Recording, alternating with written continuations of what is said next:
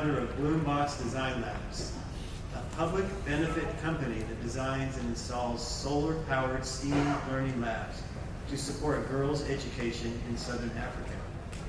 In her spare time, she likes to race solar-powered cars, makes playlists, and hangs out with her family in her free time.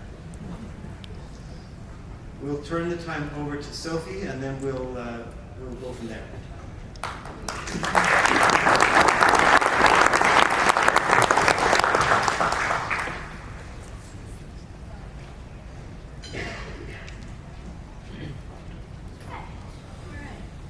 Well, thank you, Warren, for everything. It's an honor to be up here and so exciting to share the stage with all of you, especially Ollie, one of my first and best friends. The first class I took at the Stanford D School was a night class in the winter quarter. I entered a dark classroom on the top floor, which opened up into a big atrium with rows of drafting tables. At the front of the room, there was this beautiful Romantic era painting glowing on the projector screen. I felt like we had entered a church. Who thinks they could produce something like this? Our prof asked. A couple of us tentatively put our hands up. He said, well, the truth is, none of you will ever have the experience and knowledge of this artist, no matter how hard you try. That's because the artist who made it has studied every great painter in history, and their knowledge and skill have converged to create this painting. Can anyone guess who the artist was? The painter is artificial intelligence. I hadn't had much experience with generative AI at the time, and I was stunned.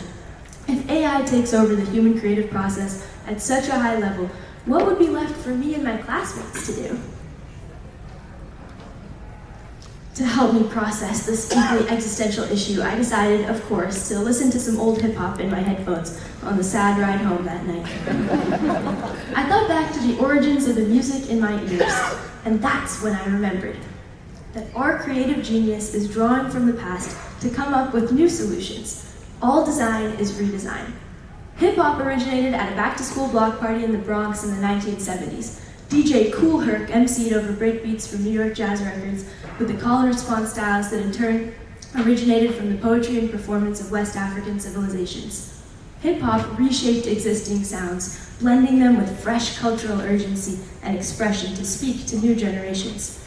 In a way, I see our work in the studio and all of you here at AIA CRAN as DJs, reinterpreting the rich traditions of architecture and adding creativity to address new challenges. When I was 5, my grandmother told me she thought that I could be an architect because, she reasoned, my interests were broad. I liked science and art equally, and I loved learning about the people I met. I think this speaks to the cool reputation the field of architecture has always had, to operate at the intersection of form and function and service. It is, by design, a dynamic field.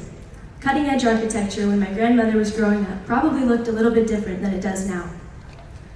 I imagine the struggles of architecture at the time to be like those of Howard Rourke in The Fountain, of being authentic to an artistic vision to lift cities to new heights. I plan to become a sustainable global development architect, to dedicate my life to making great architecture accessible to populations who don't have access.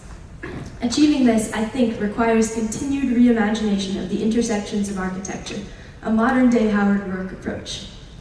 I run Bloombox Design Labs, an education infrastructure impact company that designs and installs high-tech learning spaces in off-grid secondary school environments across Southeast Africa. Recently, my approach was challenged during a pitch for a Gates Foundation grant. My interviewer cited a World Bank report which ranked infrastructure as among the worst possible forms of investment for global development. This was a blow. Everything I'd learned suggested that architectural design would continue to be the clear solution to global challenges. Was this actually the wrong approach? This conversation reminded me that architecture has a legacy of colonialism. In many low and middle income countries, traditional architecture is a reminder of resource extraction, segregation, and cultural erasure, perpetuating negative associations with architecture and infrastructure. Even today, exploitive and unreliable infrastructure is being installed. Architecture, as we've always built it, might not be a complete solution. In the post-colonial world, with young, connected populations on the rise, architecture and design are encountering new challenges and new generational and cultural influences, and exciting new opportunities to help solve big challenges, like poverty, gender inequality, and climate change. Perhaps more than any other field, architecture has the potential to include, to listen, adapt, and create a vision for a more equitable and sustainable world. Architects and designers are already leading movements toward development architecture that's built to last by drawing inspiration from what's come before and putting a new spin on things. Like the Bataro District Hospital built by Mass Design Group, it harnesses the power of a traditionally designed space built around a tree and adds natural cross-ventilation, which is shown to actually help people heal better. I also look up to the work of designers like Francis CRAN, the first African to win a Pritzker Prize, for the ways in which he incorporates human needs, culture, and place in the design of beautiful and accessible schools for underserved areas brimming with human potential. And the MIT Media Lab, which challenges us to rethink at a molecular level the way we develop and use sustainable materials in design. My first project as a budding sustainable development architect was in the form of a solar-powered computer classroom, or a bloom box built out of a repurposed shipping container for a school in Malawi with no electricity. I sold art I made to raise money to buy the shipping container, which was craned into our backyard. I built the lab over the next few months, every day after school, with a small team of skilled friends who volunteered and teachers who advised me. Our team doubled in Malawi to include local leaders and technicians. Sustainability of any building project relies on the power of the family or community that accepts it and makes it their own. This was a project that was filled with love.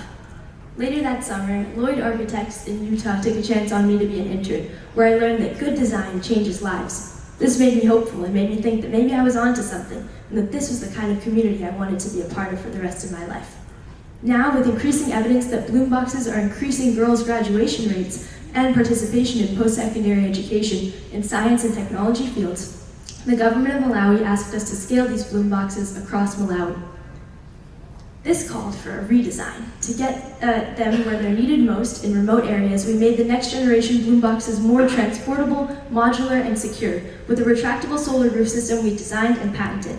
Our next installs were in Mulanje, a rural community in a tea farming region, in Dzaleka refugee camp, home to 50,000 refugees who rely on digital degrees for employment, and in Zomba, at the Education Curriculum Development Center for the country. We connected all the labs to Starlink satellite internet, and we're launching an app, Superblue, where students around the world record and upload 1-minute videos on topics they're curious about and participate in a global knowledge exchange. We plan to scale bloom boxes to 100 schools across the country as the official computer lab partner of the government of Malawi, and in partnership with UNICEF, the UNHCR, and Plan International.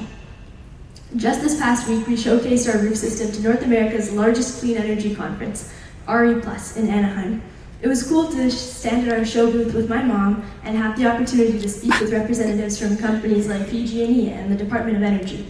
It felt a lot like standing behind my craft fair booth with her in middle school when I sold art to get this big dream off the ground. She's here today. Mama, thanks for being my life's greatest inspiration.